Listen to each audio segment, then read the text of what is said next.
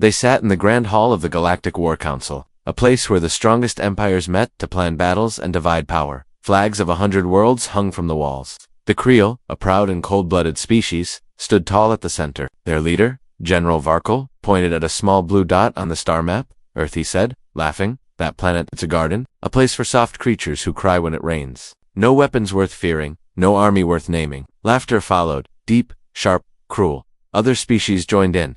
The Thurn shook their horns in amusement. The Varn clicked their claws with joy. Earth had no seat at the table, only one silent observer, sitting in the back. He didn't laugh. His name wasn't known to them. He wore a simple gray suit, had calm eyes, and a small device in his ear. He listened carefully. He recorded every word. The Creel thought he was just there to watch. They were wrong. On Earth, the man's signal was received by a dark bunker, buried deep beneath the Rocky Mountains.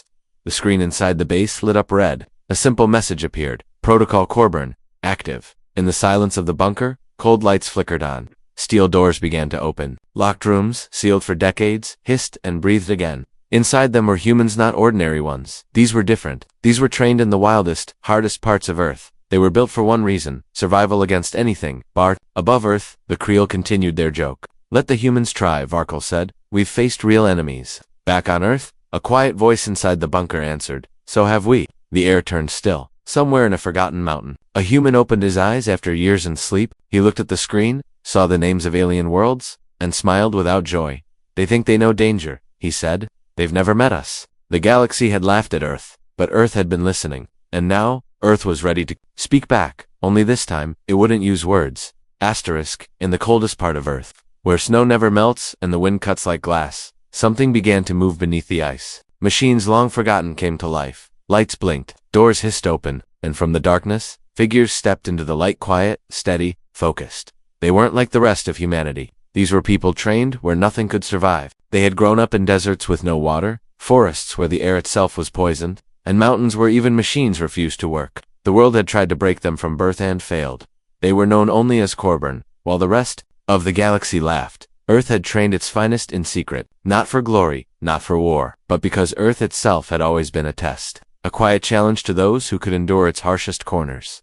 The Corbin passed that challenge. Now they were needed. The team gathered in a deep underground command room. There were 6 of them. No ranks, no titles. They didn't need them. Each had survived things no one else could. Fire, ice, storms that lasted weeks. One had once walked out of a crater left by a meteor, with broken ribs and frost covering his skin. A general stood before them, calm but serious. The galaxy thinks Earth is weak, he said. They mocked us. They called us soft. But they haven't seen you. None of the Corbin spoke. One of them simply nodded. Another picked up a pack and slung it over his back. They had waited their whole lives for this moment, and they knew the galaxy was not ready for what came next. Their transport ship was small, silent, and fast. No grand displays, no warning signals. They didn't believe in making noise, only in making sure they never had to come back to the same place twice. As the ship lifted off, the Earth below faded into clouds. Above them, the stars stretched wide. Somewhere out there, the Creel Empire was celebrating their victory. They had no idea what was coming. In the ship's cabin, one Corbin finally spoke. They think danger is something you can measure, but danger isn't a weapon, it's a choice. And we choose not to run. The others said nothing. They simply prepared, silently, efficiently. Because when you've trained your whole life to survive Earth, you don't fear anything out there. You become the thing others fear. Asterisk, in the deep silence of space, a Creel scout ship drifted near the edges of Earth's solar system. It was a sleek vessel, sharp-edged and built for speed. Inside, the crew was relaxed, laughing about how easy the humans would be. They joked that maybe they'd collect souvenirs, a flag, a few samples, maybe even bring back a live human for display. They never saw it coming. The ship's captain leaned back in his seat, watching stars blink slowly across the screen. Nothing to worry about, he said. Earth's too quiet. Suddenly, all systems froze. The navigation screen turned black. Communications went silent. The engine slowed, then stopped entirely. The crew looked at each other, confused. Then, a strange sound echoed through the ship, low, deep, and rhythmic, not from outside, from inside. Footsteps. The captain's eyes went wide. Who's on board? He asked. No one answered. The crew checked the entry logs. No signal, no breach. Nothing had entered, but someone or something was already inside. Moments later, the Creel command center received a short burst of static from the scout ship.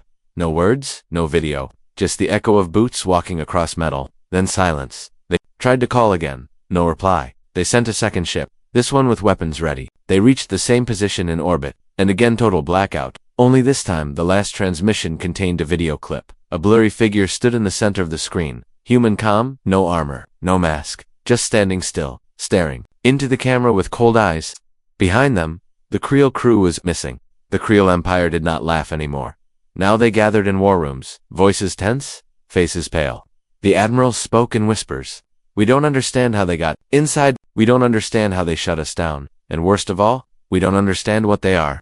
The Corburn had not attacked with ships. They had not sent warnings. They had simply arrived quiet, invisible, efficient. And now, a word began to spread across space. From one planet to another, from soldier to soldier, the word was simple. Earth. Not a joke anymore. Not a forgotten world. Something had changed. And somewhere, watching the stars from their hidden ship, the Corburn listened to the silence they left behind. One of them looked out the window and said, almost like a whisper, they were expecting fire. They weren't ready for shadows. The galaxy had entered a new game, but they still didn't understand the players. The Creel colony on Varnes 9 was known for its fortress walls, thick skies, and heavy security. No enemy had ever reached its surface. No outsider had ever passed its gates. The Creel believed it was untouchable, a perfect stronghold in the stars. But one morning, long before sunrise, their security towers picked up 6 heat signatures moving across the wasteland. On foot. No ships, no tanks, no weapons in hand. Just 6 figures, walking calmly through acid fog, across ground so toxic and melted metal. The guards laughed. Primitive scouts, they said. Foolish to come like that. Then they zoomed in. The heat readings didn't change. The fog didn't slow them. One of them even paused and looked directly into the cameras. If they knew they were being watched. No fear, no rush. Just purpose. The guards sounded the alert. Creel soldiers poured into the outposts. Drones were launched. Warning sirens echoed across the base. And yet, the 6 humans didn't stop. They just walked straight ahead into the center of the colony. The Creel fired warning shots into the air. The humans didn't flinch, so they fired again. Closer this time. The shots hit the ground, kicking up dust and sparks. One human raised a hand, not to defend, not to attack, just to wave the dust away from his eyes. Calm, silent. And then something strange happened. The drone shut down midair. Security gates stopped working. Communication lines were cut off one by one. The entire colony was falling apart. And no one understood how. The 6 humans were now inside the base, walking through corridors, untouched. Creel soldiers tried to stop them, but their weapons jammed. Their targeting systems failed, and the humans moved like they knew every step before it happened. One soldier stood face to face with a Corburn. He was trained, armored, strong, but when he looked into the human's eyes, he didn't see anger. He didn't see pride. He saw someone who had survived worse things than he could ever imagine. The human stepped past him without a word. By nightfall, the Corburn had disappeared. As quietly as they came, no buildings were destroyed. No soldiers were harmed. And yet, the entire colony had fallen into chaos. Systems failed. Order broke. Fear took root. The Creel Empire launched an investigation, but there was nothing to trace. Just one sentence, burned into the command center screen. You called us weak. We wanted to see what strong looked like. The Creel finally understood. The danger wasn't in Earth's weapons. It was in Earth's patience. It was in the people who could survive without needing to fight. And now, they were here, watching, waiting, ready. News spread faster than light across the galaxy. Whispers of Earth's mysterious team reached planets that had never even heard of humans before. They weren't called soldiers, not heroes, not invaders. No one knew what to call them, but everyone agreed on one thing: they were not to be taken lightly. The Creel tried to control the story. They told the public it was all a drill, a test, a local issue, but leaked footage told the truth. Grainy images showed calm human figures walking through fire, disabling security systems with just a touch, and standing unharmed in storms that turned metal to ash. That footage changed everything. On planets ruled by fear, people watched in silence. In hidden corners of the galaxy, weaker species who had lived under the Creel's shadow for generations suddenly looked up with hope. If Earth had beings like this, maybe things could change, soon. Diplomats began calling Earth not with threats, but with offers. Small planets wanted peace treaties. Old rivals wanted trade. Even enemies from Earth's past now reached out with caution, asking for talks, not tension. But Earth didn't reply right away. They were still watching, still moving in silence. The Corburn had completed 3 more missions, quiet, clean, unnoticed. Each time they left behind no damage, only fear. A fear not built on destruction, but on control, precision, patience, discipline. In one case, a Creel supply station was found untouched, but every weapon was missing its core power. No one had seen or heard a thing. It was as if Earth's agents had walked in, rewired reality, and left before anyone knew. Inside, Creel, High Command. Panic was rising. They couldn't locate the Corburn, couldn't stop them, couldn't understand them. A general finally said aloud what everyone else had been thinking. This is not war. This is a message. The Creel weren't just facing another species. They were facing something that had spent centuries surviving the most dangerous conditions imaginably and had learned to adapt perfectly. Back on Earth, in the shadows of a quiet base, the Corburn trained without rest. No pride, no celebration. Just quiet steps forward. They weren't trying to conquer, they were trying to remind the galaxy. Earth was never weak. It had simply been quiet, and when quiet things move, they're often the hardest to stop.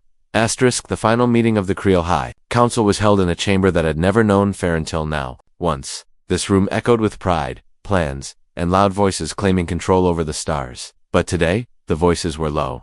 Careful. Some were even shaking. No one had seen the Corburn coming. No one could track where they were. And yet, everywhere. The Creel looked. Earth's shadow was already there, quiet, waiting, watching. Across the galaxy, planets once under Creel control had begun to rise. Not with weapons, not with armies, but with confidence. Because now they believed something impossible, that even the most powerful empire could be undone without a single shot fired. In the middle of this fear, the Creel Emperor made one final move. A message was sent, not to Earth's leaders, but to the Corburn. No one knew where it would land. No one even knew if the Corburn would listen, but Earth responded. A single ship arrived above the Creel capital. No fleets, no threat signals. Just one silent ship that hovered in orbit like a shadow across the sun. Then, a landing pod dropped. Quiet, controlled.